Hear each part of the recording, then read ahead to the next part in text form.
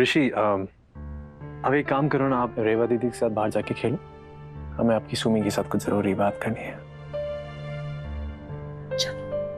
Okay.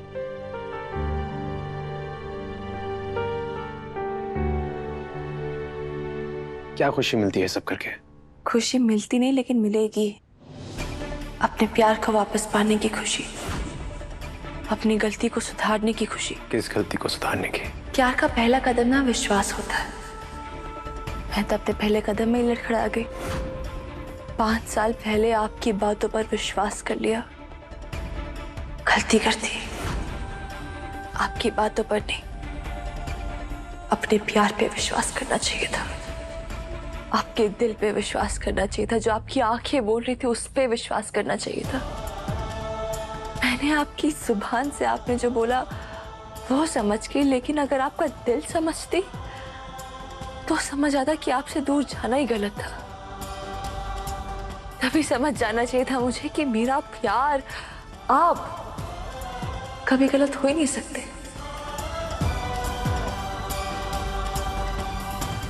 Devika ने जाल बिछाया और मैं उस जाल में फंस गई।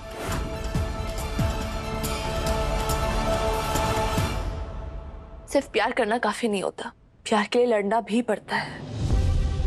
और मुझे रुकना चाहिए था, मुझे लड़ना चाहिए था आपके लिए, हमारे लिए, हमारे प्यार के लिए। जिंदगी भर वही तो एक चीज की है जिसमें मैं नंबर 1 रही हूं, लड़ने में। हमेशा लड़ी तो हूं मैं, कभी सच के लिए, कभी इज्जत के लिए, कभी अपनों के लिए, कभी किसी और के लिए। सिर्फ एक जिसके लिए लड़ना चाहिए था उसी के लिए नहीं लड़ी मैं। आपके लिए नहीं लड़ी, अपने प्यार के लिए।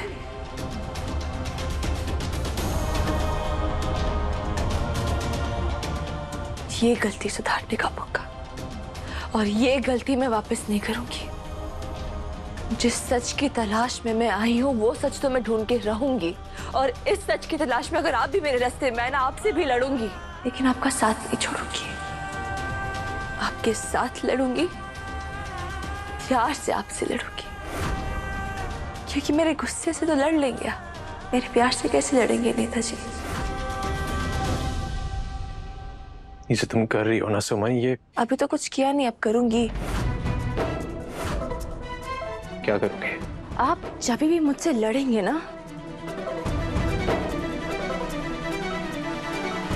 मैं आपको किस कर दूंगी।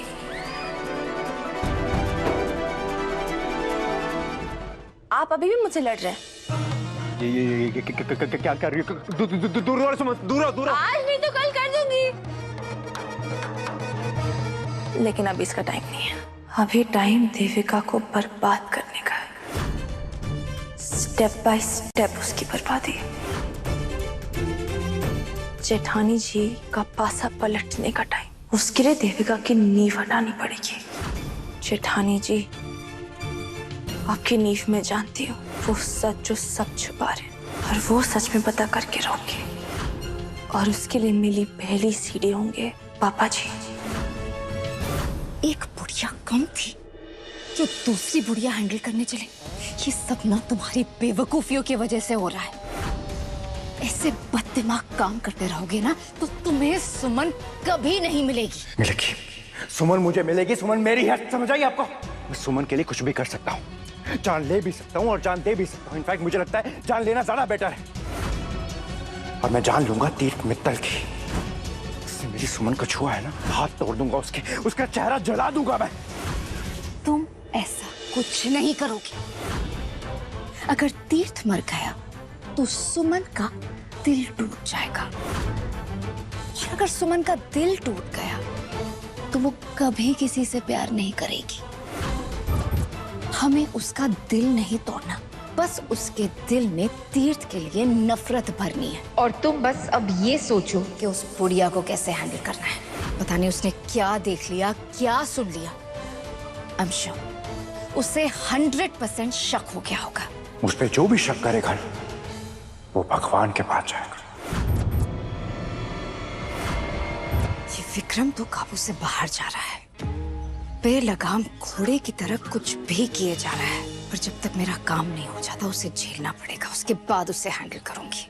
लेकिन उससे पहले बुढ़ी अपायज सास की सेटिंग करनी पड़ेगी। ये देविका है मेरे घर की अलक्ष्मी। अलक्ष्मी कहा था ना सासू माँ। अब देखना कैसे ये अलक्ष्मी अपना कमाल दिखाती है और तुम्हारा बैंड बजाती है। शुक्रिया। हमारे चेहरे खिले खिले दिख रहे हैं ना तुझे? इस खुशी का कारण तू है सुमन। तूने वो कर दिखाया है जो हम सालों में नहीं कर सके। तूने ये घर बचा लिया सुमन, हम सबको बचा लिया तूने। एक बात कहूँ सुमन? जी मम्मी जी। तू अब इस घर में आ गई है ना, तो ये घर छोड़कर कभी मत जाना। मेरे तीर्थ का हाथ पकड़ा है ना तूने फिर से, उसे दोबारा कभी मत छोड़ना। मेरी एक बात सुन ले, गांठ बांध ले। तुम दोनों अगर साथ हो ना, तो तुम हर मुसीबत को शिकस्त दे सकते हो। तुम दोनों अगर साथ हो तो जीत तुम्हारे साथ है। मम्मी जी, अभी अगर आप बोलेंगी ना तो भी नहीं जाऊंगी। ना आपको छोड़ के, ना नेताजी को छोड़ के, ना इस घर को छोड़ के। चलिए अभी खाना हो गया है, लेकिन मैंने आप सबके लिए एक स्पेशल मीठा बनाया है। पहले तू।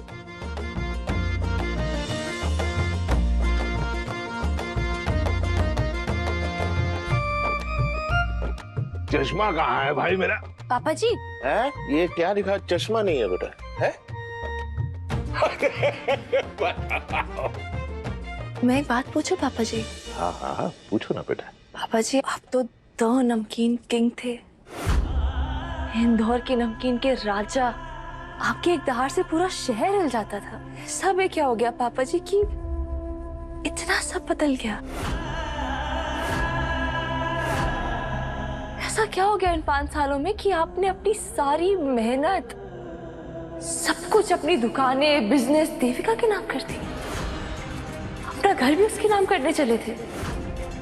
क्या हुआ है पापा जी? अकेले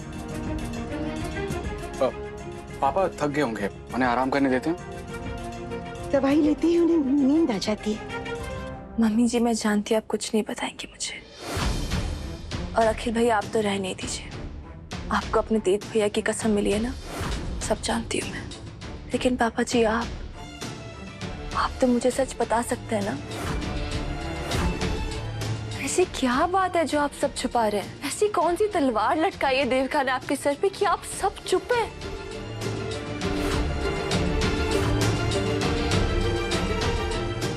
पापा जी, अपनी डर देखिए। आप मुझे सच बताएंगे, मैं सब ठीक कर दूंगी। बस बता दीजिए मुझे, प्लीज प्लीज पापा जी। सुमन, वो पेन ड्राइव जो देविका के पास है, उसमें एक... हाँ हाँ, बताइए बताइए।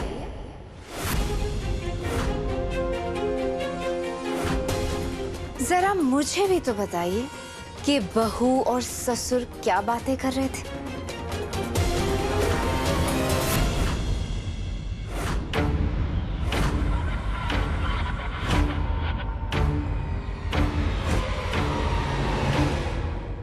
भूमि,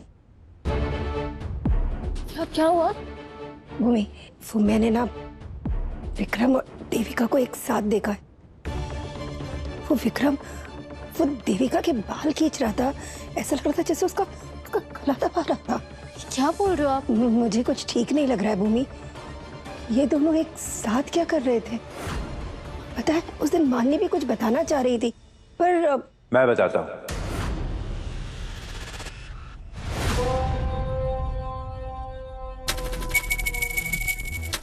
एक्चुअली आंटी ने मुझे देविका का गला दबाते हुए देख लिया था। अगर आंटी आज ना आती तो आज शायद मैं उस देविका को मार ही डालता। पर क्यों विक्रम? देविका ने सुमन को धमकी दी थी कि उसे रास्ते से हटा देगी, और अगर सुमन को कोई धमकी दे तो मुझे बिल्कुल बर्दाश्त नहीं होता, चाहे वो कोई भी क्यों ना हो। कितने अच्छे दोस्त हैं, कितना ख्याल रखते हैं दी का, मेरा, हम सबका। थैंक यू बेटा, पर इस तरह ना कानून को अपने हाथ में लेना अच्छी बात नहीं है। आई नो आंटी, मैं जानता हूँ, मुझे पता है ये गलत है, लेकिन आंटी जब तक मैं हूं ना, सुमन को मैं कुछ नहीं होने दूंगा, चाहे मुझे जेल क्यों ना जाना पड़े उसके लिए।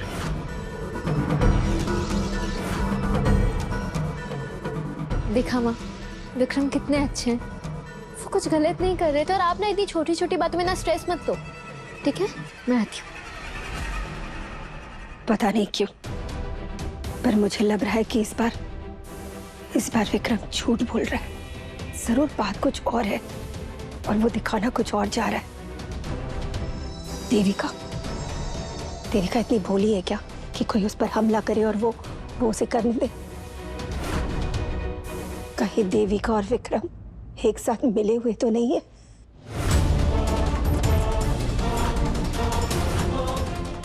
इस बुढ़िया के दिमाग में शक ने घर कर लिया, कुछ तो करना पड़ेगा इसका। क्या हुआ? तुम दोनों की हवाइयां क्यों उड़ गई? हमारी कोई हवाइयां नहीं उड़ी हैं। इनफैक्ट हम तो आपको उड़ाने का प्लान कर रहे थे। कम ऑन सुमन, ये मारने सारने का डिपार्टमेंट मेरा है, भूल गई?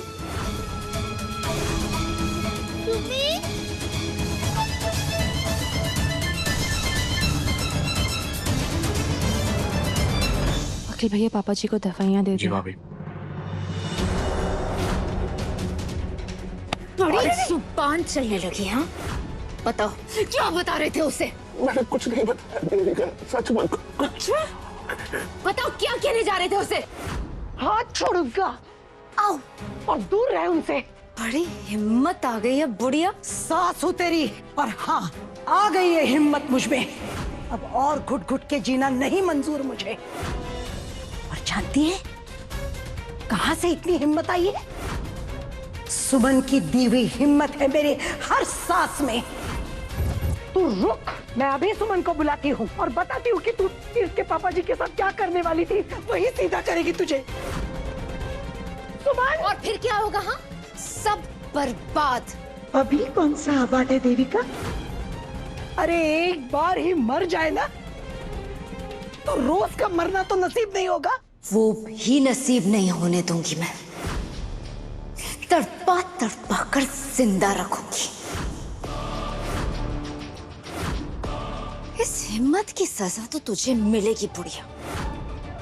और तू बड़ा गजनी बना फिरता है, भुलक्कड़ बुड्ढे। अपना मुंह खोला ना, पता है ना क्या कर सकती हूँ?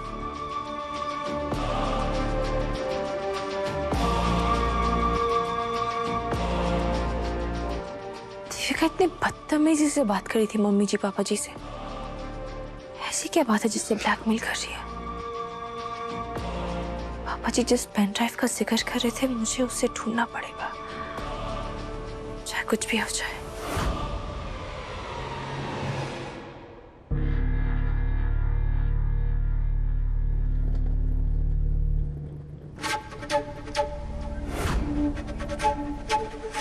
विक्रम, ये किसकी बैग है? ये मेरा बैग है। वो भूमि क्या है ना कि सुमन घर पे नहीं है, बुआ घर पे नहीं है, और देविका पे मुझे बिल्कुल भरोसा नहीं है। वो कभी भी कुछ भी कर सकती है, इसलिए मैं आप दोनों को अकेला नहीं छोड़ सकता। मैंने सोचा कि जब तक सुमन घर वापस नहीं आती, मुझे यहीं रुक जाना चाहिए। आप आंटी, अगर आपको कोई प्रॉब्लम ना हो तो।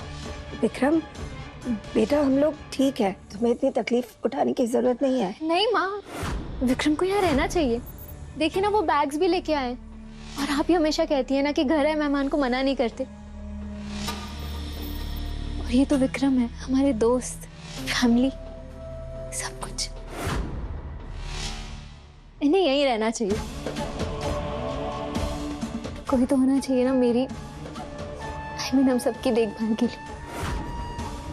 चल।